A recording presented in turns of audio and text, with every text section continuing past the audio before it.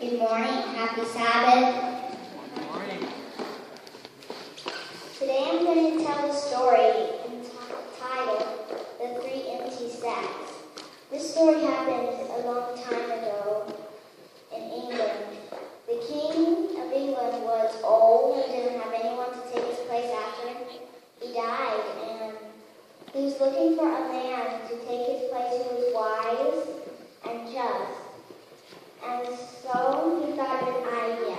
So he sent his servant to go and call the three knights, Sir Arden, Sir James, and Sir Gregory. Before I continue, I want to pick 3 volunteers. 3 volunteers. Okay, Jared, Josiah, and Gabrielle.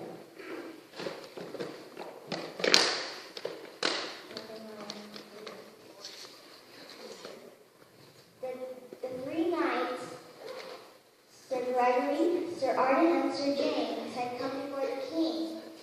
And the king said, "We are going to have a contest. And the contest will not be with swords or horse and chariots, but the contest will be with sacks.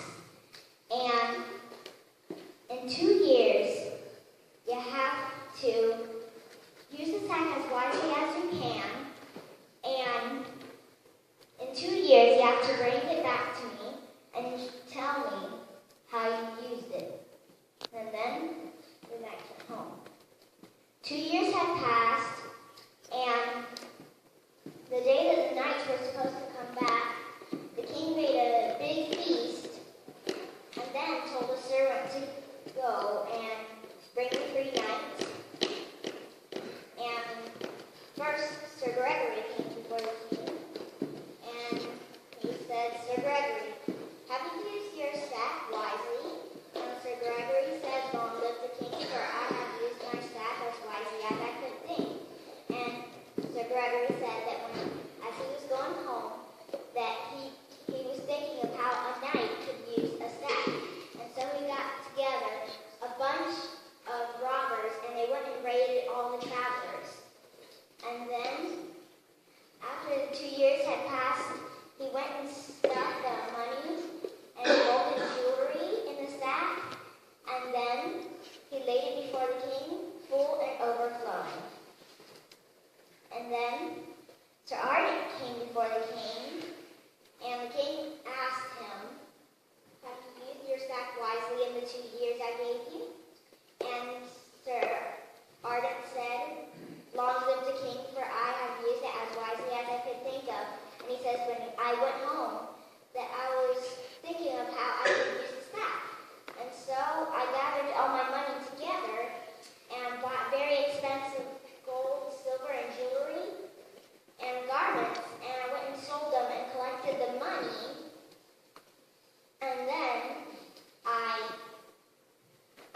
stuffed all the money in the sack, and he laid it down before the king, full and overflowing." And the king said, "Well done, Sir Arden." And then he said, "Sir James, come." And then Sir James came, kind of worried, and stormed over. And he said, how have you used your sack wisely?" And he says, "Oh, king, I don't know if I have used it wisely enough in your eyes, but as I was going home, I was thinking of how I could use the sack, and so I thought of a plan, and I went to a faraway country where there was a great famine, and I went to another country where there was no famine and where there was plentiful food. I went and bought as much food as I dared buy, and I stuffed it all in the sack, and I brought it back to the country that had a famine. And I kept on doing that over and over again until the 2 years had passed. And then the king asked Sir James, "But where's your sack?" And he said, "It is on my horse, attached to the saddle, because it is old and worn, and I didn't think it was worthy enough to bring